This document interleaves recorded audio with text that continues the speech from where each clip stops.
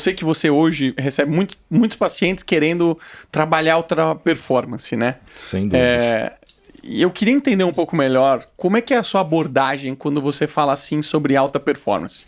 Eu vou lá, cheguei no seu consultório, sou um novo paciente, você quer me conhecer. Pô, doutor, tô louco aqui para ter alta performance, tô gravando excepcionais, tô trabalhando pra caramba.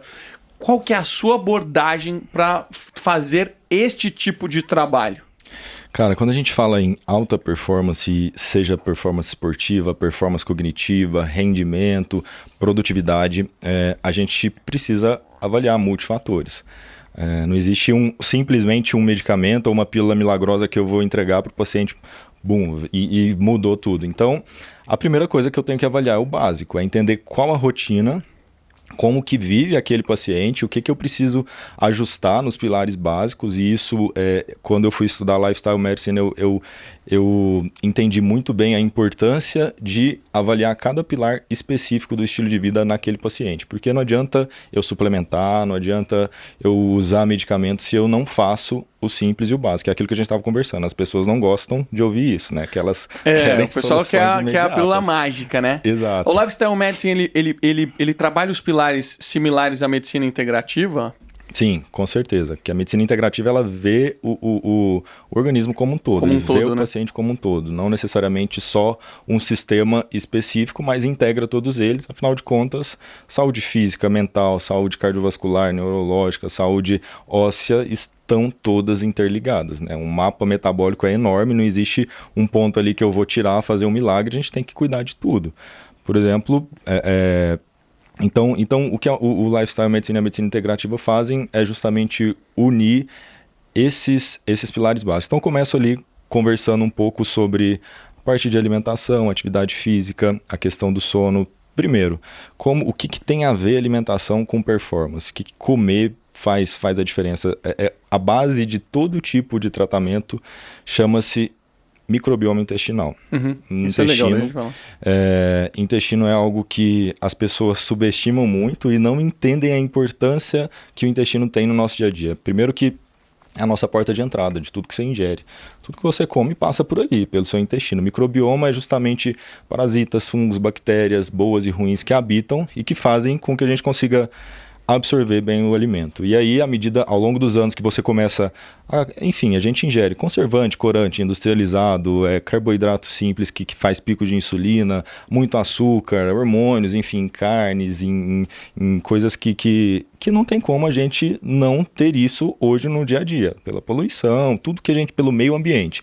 Então, não vou falar para o meu paciente, cara, vive numa bolha, planta tudo que você come ali, não se expõe ao meio ambiente, porque isso é impossível. Então, zero industrializado, zero estresse. Zero industrializado, zero estresse, vai para a praia, fica numa ilha deserta, cara, isso assim, é impossível. Então, a gente precisa minimizar os efeitos que o ambiente hoje tem no nosso organismo. E o microbioma intestinal é justamente entender que existe um desequilíbrio de bactérias que, grosseiramente falando assim, as ruins acabam superando as boas quando a gente passa por um processo inflamatório das células do intestino. Os enterócitos começam a liberar as toxinas inflamatórias também, que vai desequilibrando esse microbioma. Intestino interfere diretamente na imunidade, na questão dos fatores de imunidade, estimular fatores de imunidade.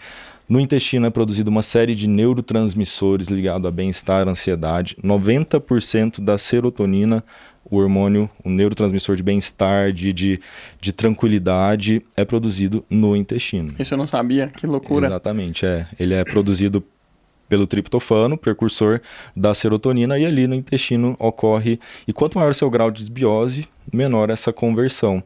E, além disso, é totalmente ligado também à produção de hormônios tireoidianos, produção também de melatonina, claro que em menor quantidade, mas também é produzido ali no intestino. Alguns sintomas de um paciente desbiótico. O paciente que tem enxaqueca crônica, cara, tomou medicamento o resto da vida, a vida inteira para tentar modular, e ali ele tem uma sensibilidade alimentar a algum tipo de alimento, não uma alergia, é diferente da sensibilidade. Tem alimentos que, ao longo prazo, eles começam a te inflamar. Então, essa desbiose, ela faz com que haja crises frequentes de enxaqueca. A saúde mental está totalmente ligada ao intestino. Então, quando você vai fazer uma prova, quando você está muito ansioso, tem algo para fazer no outro dia, você sente um frio na barriga. Tem pessoas que têm diarreia. Dor de barriga. E dor de barriga. Então, assim, física influenciando a mental. Existe uma conexão muito forte intestino-cérebro. E a gente precisa modular. E o alimento é o principal modulador de microbioma intestinal.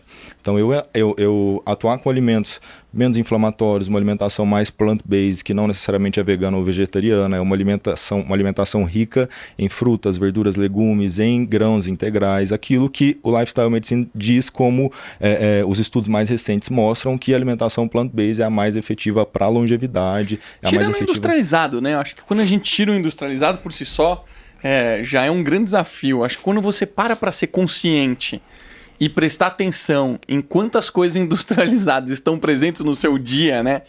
Isso, cara, é assustador. E aquela informação básica.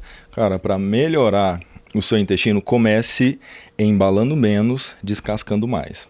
Tudo aquilo que você desembala vai, de certa forma, prejudicar o seu intestino. Tá? Sabe um negócio que eu mudei muito na minha cabeça? A minha mulher, ela foi fisiculturista e tal. Eu sempre gostei do assunto, sempre estudei muito. No começo ela não conhecia muito, eu conhecia, então eu ajudei ela. Agora ela conhece muito mais que eu.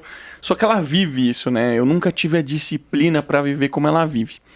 E eu sempre, acho que a gente sempre se preocupou muito com comer menos, comer quantidades menores. E o que a Renata faz é completamente diferente. A Renata, ela praticamente não come industrializado. Então, hoje, por exemplo, a gente almoçou junto. Primeira coisa que ela faz, ela prepara um monte de tomate. Mas quando eu falo um monte, eu tô falando, gente, é assim, ó. É essa quantidade, assim, deve ter uns 200, 300 gramas de tomate. Aí ela pega mais umas 200, 300 gramas de cebola. Aí ela bota palmito, que ela adora. Ela começa a colocar um monte de coisas que ela adora de vegetais. E ela acaba tendo um prato. Só aquilo ali deve ter, sei lá, cara, umas 600 gramas. É enorme o prato dela. Aí na hora que ela vai pra proteína e pro carboidrato, é contadinho.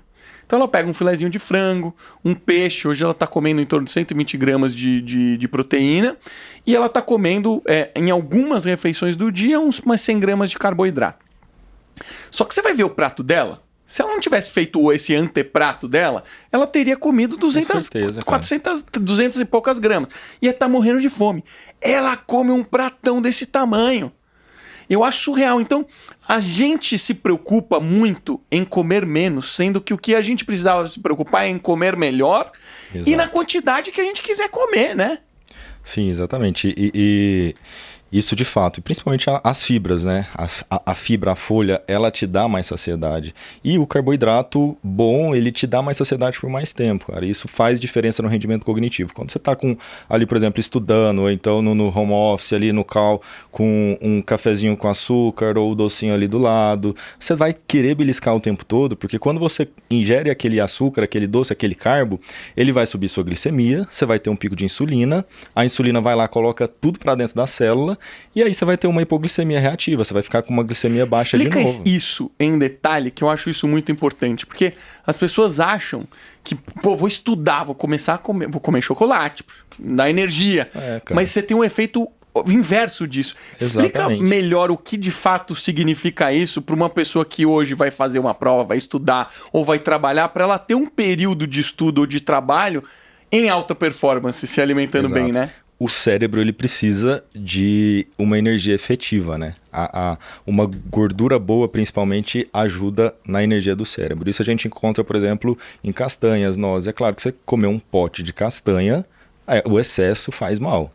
Agora, você precisa encontrar algumas fontes boas de energia para o seu cérebro. Quando eu ingiro um carboidrato simples, que é aquele de alto índice glicêmico, que tem muito açúcar, a massa, o chocolate ao leite, dentre outros, você vai aumentar a sua glicemia de imediato. Ele vai ser digerido, vai ser quebrado, degradado e aumenta a sua glicemia no sangue. Ou seja, isso vira energia no sangue, pessoal. Exato. E aí a intenção é que essa glicose que está lá no sangue entre para a célula para produzir ATP, energia. A célula que você diz vai entrar no músculo, vai entrar em tudo que no meu corpo precisa de energia, né? Exato. Só que ao mesmo também tempo célula de gordura, né? Sim, ou estocado em forma de reserva ali, que o seu corpo, ele fisiologicamente, ele quer ter reserva. É por isso que o tratamento para emagrecimento, sobrepeso e obesidade, ele é contínuo, cara. Se você para, o seu corpo fisiologicamente, ele tende a querer voltar para a reserva que ele tinha. Você vai comer mais, você vai continuar, vai voltar a engordar, é o tal do efeito sanfona.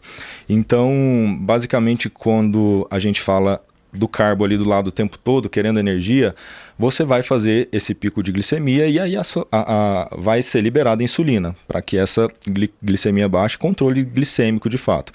E esse pico de insulina faz com que haja uma hipoglicemia reativa, ou seja, a sua glicemia vai baixar de uma hora para outra novamente no período de uma hora e pouco. E aí você vai se sentir de novo cansado. Por isso que depois do almoço, porque quando você come zerou muito, energia, você né? tem uma comida mais pesada, muito carbo, você dá aquele sono imenso. Inclusive, isso já é hipoglicemia? Hipoglicemia reativa na maioria das vezes, está ligado à resistência insulínica. Tem até um estudo legal que numa empresa do Vale do Silício, os executivos, eles começaram a observar que as reuniões pós-almoço, quando tinha mais quantidade de carboidrato no refeitório da empresa, as decisões eram tomadas de forma... displicentes, exatamente. Não eram decisões tão boas quanto as tomadas em outros momentos do dia. E eles começaram a ligar isso também à alimentação e começaram a diminuir a quantidade de carboidrato simples no almoço da empresa, principalmente em dias de reuniões importantes. E eles viram que a produtividade e a tomada de decisão foi totalmente diferente. Por quê? Eu estou dando energia para o meu cérebro. Então... E faz diferença a quantidade? Se eu, por exemplo, quiser comer alguma coisa, se eu for comer, vou comer algumas castanhas e vou comer, alguma proteína ali. Faz diferença se eu botar um pouquinho só de carboidrato ou se eu botar um monte de carboidrato? Sem dúvidas. Tanto a quantidade quanto a qualidade daquele carboidrato, né? Por exemplo, o abacate é uma fonte boa de gordura, só que a galera toma uma vitamina de abacate, coloca açúcar junto e manda pra dentro, né?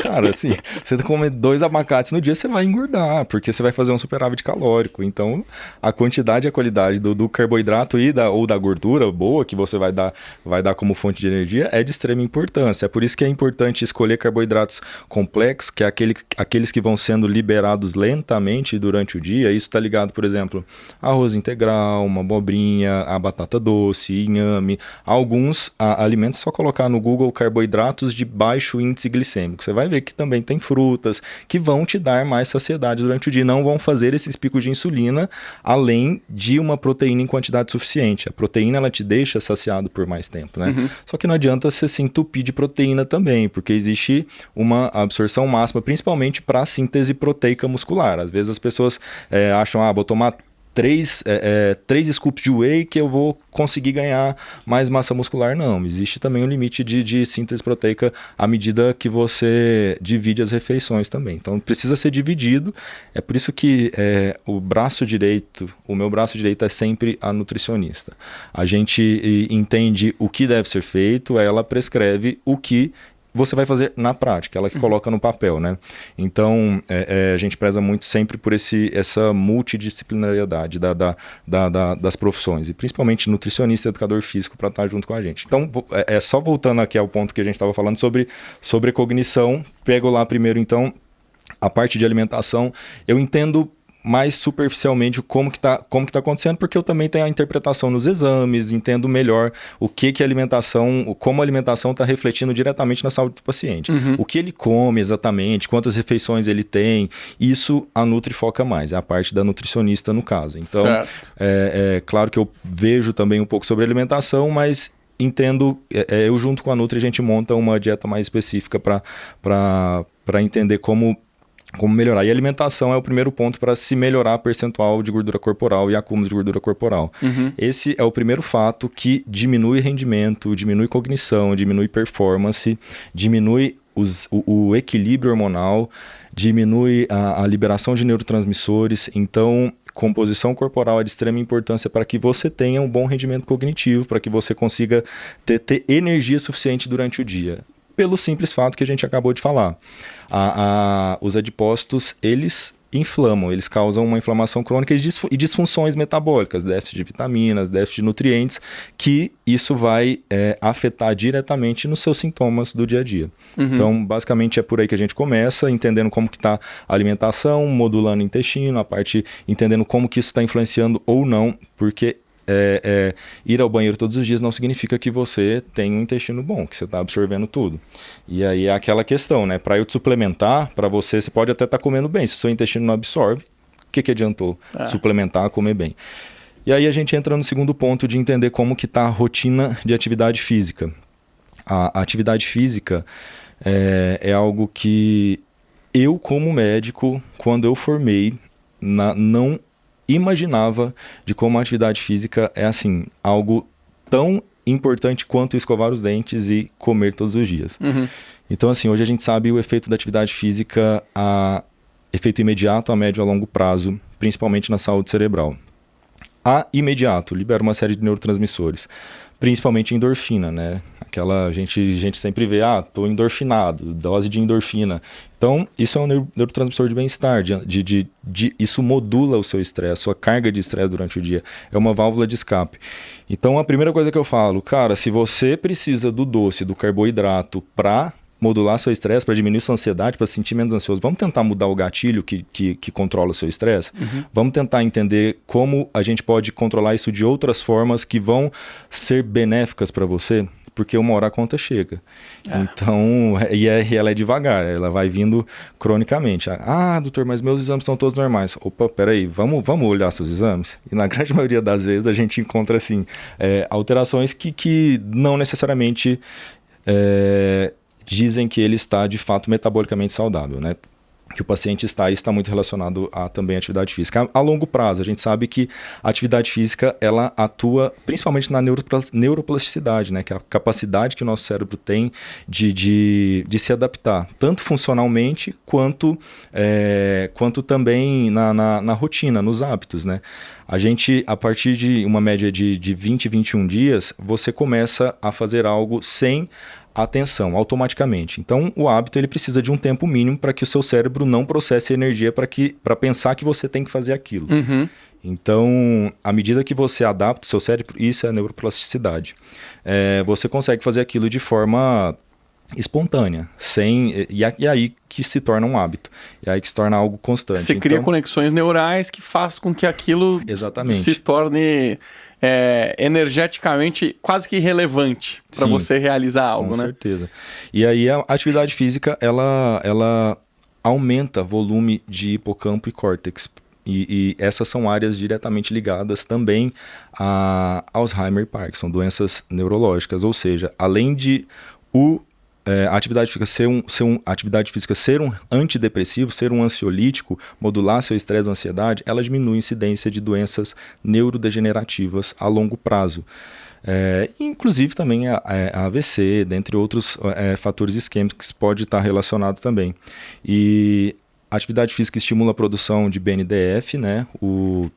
Que é como se fosse um fator de crescimento que ajuda a neurogênese cerebral, criar mais células cerebrais. Então isso afeta diretamente nas sinapses, na condução de pensamento, foco, memória, concentração.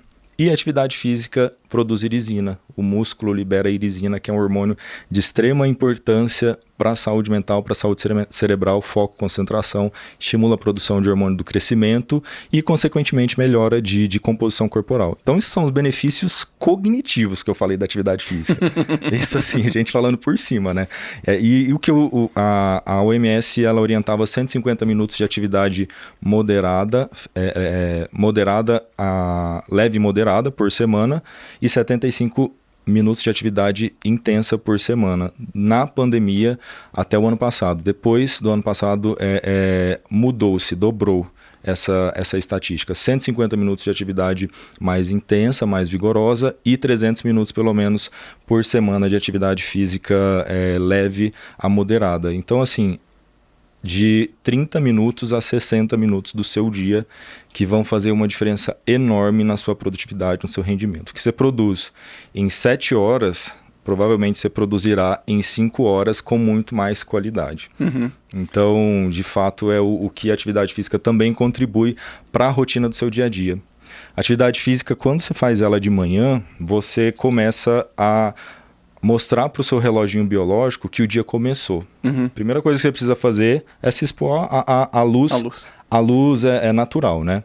Então, levantou de manhã. Se eu estou lá até 7, 8, 9 horas da manhã com o quarto fechado, a cortina fechada, o seu relógio não está entendendo que o dia começou. Você está atrasando seu relógio biológico, você tende a atrasar isso. E começar o dia se expondo à luz natural, seja abrindo a sua janela, seja indo para sua varanda, seja fazendo uma caminhada, enfim, se expor à luz natural e fazendo uma atividade física, você está sinalizando ali para o seu reloginho biológico que o seu dia está começando.